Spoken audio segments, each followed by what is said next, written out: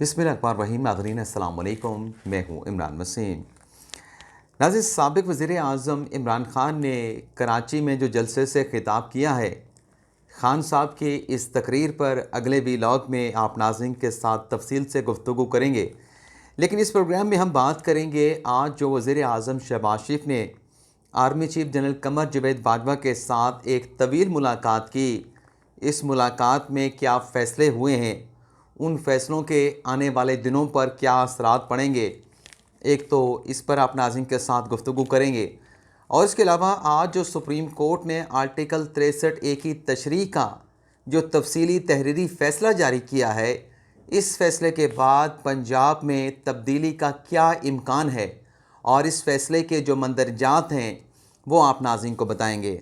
लेकिन इससे पहले हमारे आज के प्रोग्राम की जो दीगर अहम ख़बरें हैं उनकी तफसीलात जो हैं वो आप नाज़रीन की खिदमत में पेश करेंगे। एक तो नाज़रीन, पाकिस्तान के अवाम के लिए एक खुशखबरी है और उसे फ़िलहाल तो जुज़वी खुशखबरी भी कहा जा सकता है। नाज़रीन, वज़ारत फ़ाइनेंस ने जो तखमीना लगाया है, जो इंटरनेशनल मार्केट में पेट्रोलियम मसनूआत की कीमतों में कमी रिकॉर्ड की गई है और जो पाकिस्तान में डॉलर की कीमत में कमी हुई है, उसकी वजह से कहा जा रहा है कि वज़ारत ख़ज़ाना ने तखमीना लगाया है कि 15 अक्टूबर से पेट्रोलियम मसनूआत की कीमतों में 10 से 15 रुपए की कमी हो सकती है। यानी ये तखमीना लगाया गया है। अब इसे मैं जुज़वी जो खुशखबरी है इसलिए करार दे रहा हूँ कि अगर IMF का कोई ऑब्ज़र्वेशन ना आया, उनका कोई तहफ़्फ़ुज़ात सामने ना आया, तो तब तो हुकूमत की जानिब से ये रिलीफ़ जो है वो आवाम को पास ऑन किया जाएगा। लेकिन अगर IMF ने कोई कदगन लगा दी, कोई कंडीशन लगा दी, तो फिर ये जो रिलीफ़ आवाम को मिलना है ये पेट्रोलियम डेवलपमेंट लेवी की नज़र हो जाएगा। तो इसलिए मैं इस खबर को जुज़वी खुशखबरी करार दे रहा हूँ। दूसरी नाज़रीन खबर, आज़म सवाती पाकिस्तान तहरीक-ए-इंसाफ के सेनेटर के लिए बुरी खबर है। और बुरी खबर यह है कि वज़ारत दाखिला ने इस केस को परसू करने का फ़ैसला किया है। यानी तहकीकात का आगाज़ और मुकदमे का इंदराज FIA की जानिब से किया गया, लेकिन अब वज़ारत दाखिला ने इस मामले को ख़ुद परसू करने का फ़ैसला किया है और इस केस में रियासत की जानिब से एक स्पेशल प्रोसिक्यूटर की तैनाती कर दी गई है। और ये स्पेशल प्रोसिक्यूटर वही हैं जो इससे पहले शहबाज गिल केस में पेश होते रहे, राजा रिजवान अब्बासी, उन्हें अपॉइंट कर दिया गया है एज ए स्पेशल प्रोसिक्यूटर आज़म सवाती के केस में, जो इस मुकदमे के हवाले से जो भी अदालती कार्रवाइयाँ होंगी वहाँ रियासत को रिप्रेजेंट करेंगे। अगली खबर नाज़रीन हाशिम डोगर साहब से मुतल्लिक है, जिन्हें चंद दिन पहले इमरान ख़ान साहब ने वज़ारत दाखिला के ओहदे से रिज़ाइन करने का कहा था। उनसे इस्तीफ़ा ले लिया गया था और जो तहरीरी इस्तीफ़ा हाशिम डोगर साहब ने लिखा था उसमें उन्होंने ये कहा था कि मैं ज़ाती मसरूफ़ियात और ज़ाती वजूहात की बिना पर यह इस्तीफ़ा दे रहा हूँ। तो आज हाशिम डोगर साहब को वज़ारत आपाशी का कलमदान सौंप दिया गया है। तो सवाल ये पैदा होता है कि चंद रोज़ पहले तो हाशिम डोगर साहब की मसरूफ़ियात थी, उनकी ज़ाती वजूहात थी, तो ये 3 दिन में जो मसरूफ़ियात और वजूहात थी वो कैसे ख़त्म हो गई कि आज उन्होंने एक और वज़ारत का कलमदान जो है वो कबूल कर लिया है, एक और वज़ारत को उन्होंने अपने सीने से लगा लिया है। यानी अंदाज़ा आप ये करें कि इज़्ज़त तो ज़िल्लत खुदा ने देनी है, लेकिन प्रोटोकॉल को नहीं छोड़ना, वज़ारत को नहीं छोड़ना, सरकारी झंडे वाली गाड़ी को नहीं छोड़ना, चाहे जितनी भी ज़िल्लत बर्दाश्त करनी पड़े। अगली खबर नाज़रीन वज़ीर ख़ज़ाना इसहाक़ डार से मुतल्लिक है, जो उनकी एक ऑडियो सामने आई वाशिंगटन एयरपोर्ट पे, उनका जिस तरीके से इस्तकबाल किया गया, कुछ मुतनाज़ा लोगों की जानिब से मुतनाज़ा किस्म की बातें की गई, तो इस पर जो अमेरिका का वज़ारत ख़ारजा है उन्होंने बाकायदा तौर पे नोटिस ले लिया है और कार्रवाई का आगाज़ कर दिया है। और इस बात की जो तस्दीक है वो पाकिस्तान की वज़ारत ख़ारजा की जानिब से कर दी गई है कि क्योंकि कोई भी मिनिस्टर अगर बैरून मुल्क में जाता है तो उसका ख़याल रखना, उसकी नकलो हरकत में सिक्योरिटी की प्रोटोकॉल देना, वो उस मुल्क की वज़ारत ख़ारजा का काम होता है। तो लिहाजा इस मामले पे अमरीकी वज़ारत ख़ारजा ने नोटिस लेके कार्रवाई का जो है वो आगाज़ कर दिया है। अब आ जाते हैं जो सुप्रीम कोर्ट ने आर्टिकल 63A की तशरीह का तहरीरी तफसीली फ़ैसला जारी किया है।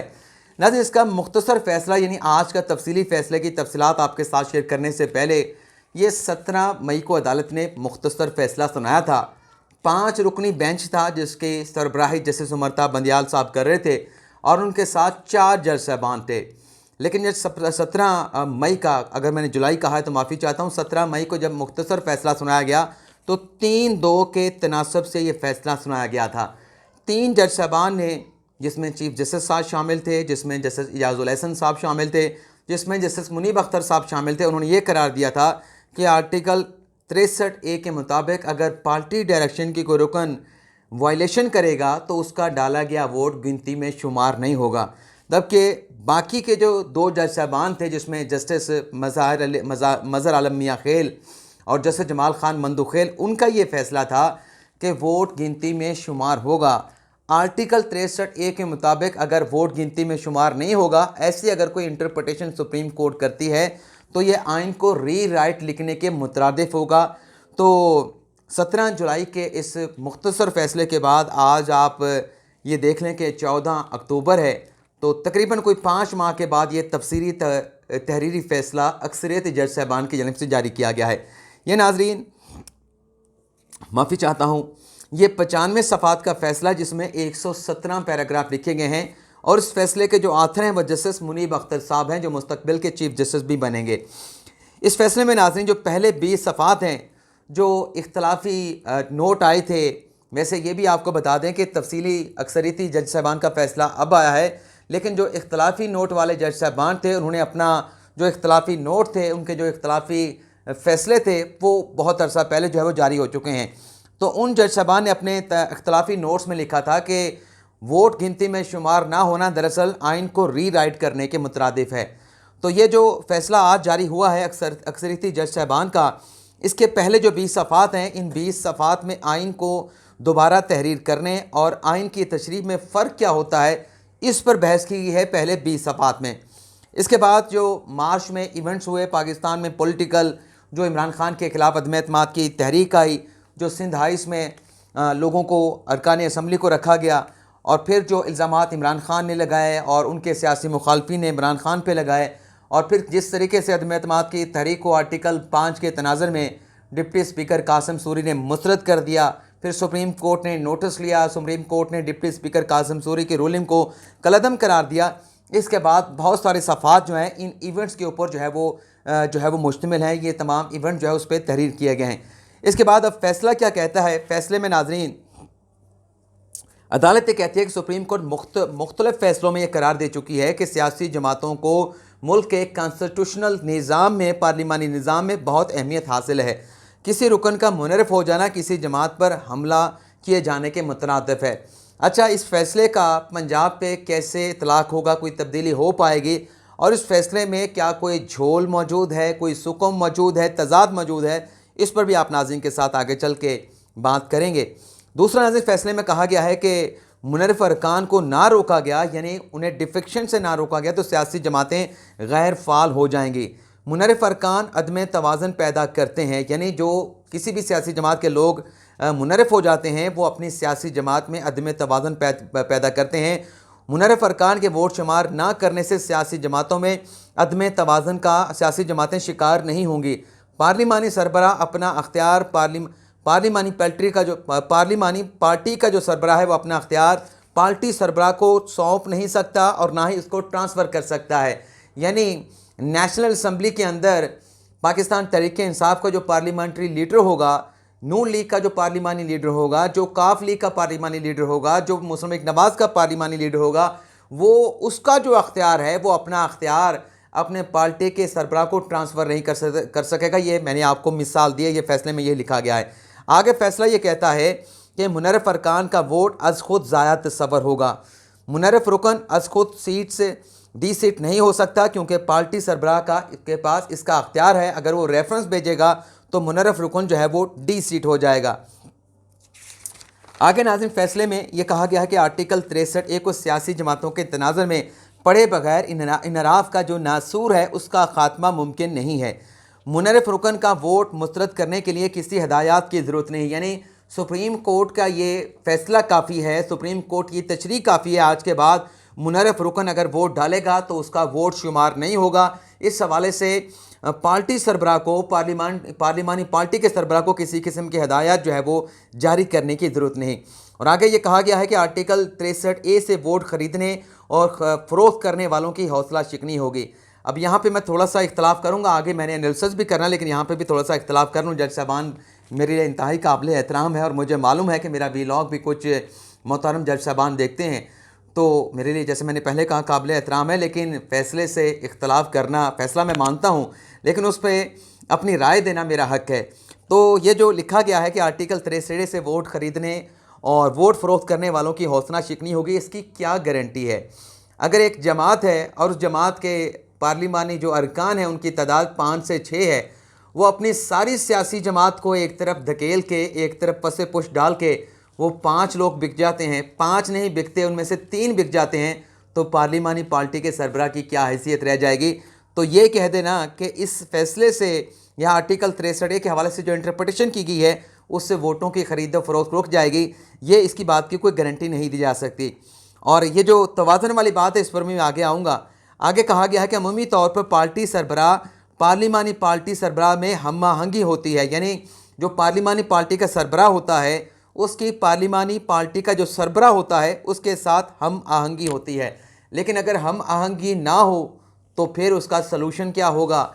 यानी जो आगे चल के मैंने बात करी उसका थोड़ा सा जिक्र कर देता हूँ कि कोई भी सियासी जमात, सुप्रीम कोर्ट ने अपने रिमार्क्स में कहा था, गालिबन तहरीर फैसले में भी बात शामिल की गई है कि आर्टिकल 17 के मुताबिक सियासी जमातों के बुनियादी हकूक़ होते हैं। इसलिए अदालत ने कहा कि डिफेक्शन की क्लास को इसलिए शामिल किया गया क्योंकि सियासी जमातों के अपने हकूक़ हैं जिन्हें प्रोटेक्ट करना है। अब सवाल ये पैदा होता है कि जो पार्लिमानी पार्टी होती है, यानी काफ लीग की मिसाल ले लें, उनकी नेशनल असम्बली में कितनी सीटें हैं? 5 सीटें हैं मखसूस नशिस्तों को मिला के, लेकिन उनकी सारी जमात 5 लोगों पर मुश्तमिल नहीं, हज़ारों उनके मेम्बरान हैं, हज़ारों उनके कारकुनान हैं, पंजाब में हैं, केपी में हैं। तो सियासी जमात जो है वो एक हज़ारों लोगों पे, अफराद के ऊपर मुश्तमिल होती है। तो यहाँ पे अगर पार्लिमानी पार्टी के साथ पार्टी सरबराह की हम आहंगी ना हो तो क्या पार्लिमानी पार्टी का सरबराह जो मर्ज़ी कहता रहे और वो जो मर्ज़ी फ़ैसले करता रहे, तो उससे क्या जो सियासी जमात के एक बुनियादी हकूक़ होते हैं, क्या आर्टिकल 17 की और उन बुनियादी हकूक़ की वायलेशन नहीं होगी? और आगे ये लिखा गया है कि नाहिली मयार का तयन पार्लियामेंट पे छोड़ दिया गया है, यानी जो हुकूमत ने इमरान खान साहब के वकला की जानिब से और अटॉर्नी जनरल की जानिब से एक दलील रखी गई कि आर्टिकल 63 में डिफेक्शन के बाद डी सीट करने का कहा गया है कि लेकिन नाहली की मैयाद क्या होगी इसका तयन नहीं किया गया। तो उन्होंने कहा, अटॉर्नी जनरल साहब ने उस वक्त में, कि जिस तरह से आर्टिकल 62(1)F में नाहली की मैयाद मुकर्रर नहीं थी और ताहयात सुप्रीम कोर्ट ने उन्हें नाअहल करार दिया, तो इस तरीके से डिफेक्टर भी जो है वो ताहयात नाअहल होंगे।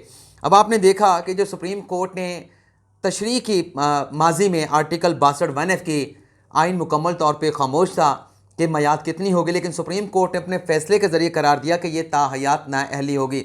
और आज वही सुप्रीम कोर्ट ये कहती है कि ये ड्रैकोनियन लॉ है, एक ज़ालिमाना कानून है और किसी को ताहयात सियासत से, पार्लिमानी सियासत से नाअहल कर देना ये कोई इतना आसान नहीं है, सुप्रीम कोर्ट कह रही है। तो अपने ही उस इंटरप्रटेशन के हवाले से खुद ही जज साहबान जो है वो रिमार्क्स दे रहे हैं। अब यहाँ पे जैसे कि आर्टिकल 62(1)F में अदालत ने ख़ुद तशरीह करके ताहयात नाअहल कर दिया, तो ये मामला अब पार्लियामेंट को छोड़ दिया गया है कि 63A में डिस्क्वालिफिकेशन कितनी हो गई ये पार्लियामेंट फ़ैसला करे। तो आर्टिकल 62(1)F का फ़ैसला भी पार्लियामेंट पे छोड़ा जा सकता था, माजी में जब भी तशरीह हुई थी। आज भी अदालत तशरीह करके कह सकती है कि हम अपना पहले वाला फ़ैसला वापस लेते हैं, पार्लियामेंट इसका तयन करे कि आर्टिकल 62(1)F की डिस्क्वालिफिकेशन की मैयाद क्या होगी। और आगे चल के वोट गिनती में शुमार करना भी नहीं था, वो कैसे शामिल कर दिया। अब बात यह है कि जो सुप्रीम कोर्ट ने फैसला दिया कि वोट गिनती में शुमार नहीं होगा, अज खुद ब खुद जो है वो वोट डिस्कार्ड हो जाएगा, ये भी कॉन्स्टिट्यूशन में नहीं लिखा गया। अगर आप ये मामला नाअहली का पार्लियामेंट को भेज रहे हैं तो ये मामला वोट गिनती में शुमार होगा, ये नहीं होगा तो ये भी आपको मुनासिब यही था कि आप पार्लियामेंट को भेज देते। अब इस फैसले से होगा क्या? जो तवाज़ुन की बात की जा रही है वो तवाज़ुन नहीं रहेगा। पार्लिमानी पार्टी अगर अपनी मर्ज़ी करती है तो बाकी सियासी जमात अपने हकूक़ की प्रोटेक्शन के लिए कहाँ जाएगी, ये भी एक सवाल अपनी जगह पे मौजूद है। और फिर इस फैसले के बाद मेरी पहले भी ये राय थी और इंतहाई अदब के साथ मैं अर्ज़ कर रहा हूँ कि आर्टिकल 95 और आर्टिकल 63A की जो स्पिरिट ये जो भी है, मेरी एक्सेंट इसी तरह का है, वो भी इन दोनों आर्टिकल को जो है रिडंडेंट कर दिया गया इस फैसले के ज़रिए। और यहाँ पे एक और ख़बर भी आपके साथ शेयर कर लें कि जब हमज़ा शहबाज शरीफ और परवेज़ इलाही का वज़ारत आला का इलेक्शन हुआ था और काफ लीग के 10 वोट डिप्टी स्पीकर दोस्त मज़ारी ने डिस्कार्ड कर दिए थे और फैसला सुप्रीम कोर्ट तक मामला पहुंचा था। तो यहाँ इस्लामाबाद हाई कोर्ट में, सुप्रीम कोर्ट में जब पेशियाँ हो रही थी, मुझे अच्छी तरह से याद है कि फवाद चौधरी साहब से पूछा था हमारे एक साफ़ी ने कि अब आप आर्टिकल 63 के फैसले के हवाले से क्या कहते हैं, क्या वोट शुमार होना चाहिए, नहीं होना चाहिए? तो फवाद चौधरी साहब ने कहा था कि नहीं, ये फ़ैसला गलत है सुप्रीम कोर्ट का, वोट गिनती में शुमार होना चाहिए। ये हमसे भी गलती हो गई है, गालिबन सुप्रीम कोर्ट से भी गलती हो गई है। ये तहरीक इंसाफ का उस वक्त का रहनुमा सुप्रीम कोर्ट में ठहर के कह रहा था। अब आ जाते हैं जो खान साहब ने इमरान खान साहब ने साफ़ियों के साथ एक मुलाकात की, चलें उसका भी तज़किरा कर लें। इसमें नाज़िर खान साहब ने कहा कि इक़्तिदार में आए थे तो इस्टेब्लिशमेंट हमारे साथ थी, और लेकिन आखिरी 3-4 महीनों में इस्टेब्लिशमेंट हमारे साथ नहीं खड़ी थी। और फिर खान साहब ने ये भी कहा कि नैब पर मेरा अख्तियार नहीं था, हुकूमत मेरी थी लेकिन नैब पर मेरा अख्तियार नहीं था। तो खान साहब, आपका नैब पे अख्तियार तो था, लेकिन आइन और कानून के मुताबिक आपका नैब पे अख्तियार नहीं होना चाहिए था।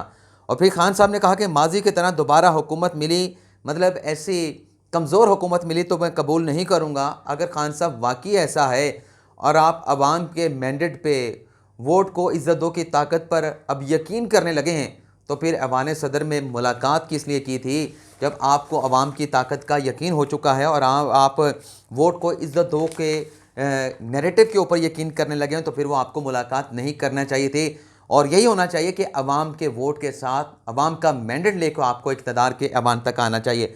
अब बात कर लेते हैं, आज वज़ीर-ए-आज़म शहबाज शरीफ ने एक अहम प्रेस कॉन्फ्रेंस करनी थी, लेकिन वो प्रेस कॉन्फ्रेंस तो हुई लेकिन उसमें वज़ीर-ए-आज़म शहबाज शरीफ साहब शिरकत ना कर सके। उसकी वजह नाज़रीन ये थी कि एक तो सिक्योरिटी के हवाले से बड़ा अहम इजलास हुआ, समात की सिक्योरिटी के हवाले से, और जो टीटीपी के साथ मुज़ाकरात हैं उसके हवाले से इजलास हुआ, जिसमें army chief general Qamar Javed Bajwa साहब शरीक हुए, अस्करी हुकाम शरीक हुए, इंटेलिजेंस एजेंसियों के सरबराहान शरीक हुए, और सी पैक की सिक्योरिटी को यकीनी बनाने के लिए चारों सूबों के आईजीज़ और मुतलका जो वज़रा थे वो भी शरीक हुए। तो इस सारे इजलास के अंदर जो सिक्योरिटी की सूरत हाल, सवात की सूरत हाल, बॉर्डर सिक्योरिटी की सूरत हाल और बाकी जो मामलात हैं वो तमाम मामलात पे ब्रीफिंग दी गई और फैसले किया गया कि दहशतगर्दी का जो नासूर है जिसका ख़ात्मा किया जा चुका है, उससे दोबारा से दहशतगर्दों को पनपने की इजाज़त नहीं दी जाएगी। इसके अलावा नाज़रीन, जो एक तवील मुलाकात हुई वज़ीर-ए-आज़म शहबाज शरीफ की army chief general Qamar Javed Bajwa के साथ, इस मुलाकात की वजह से प्रेस कॉन्फ्रेंस में शहबाज शरीफ साहब जो है वो शरीक ना हो पाए।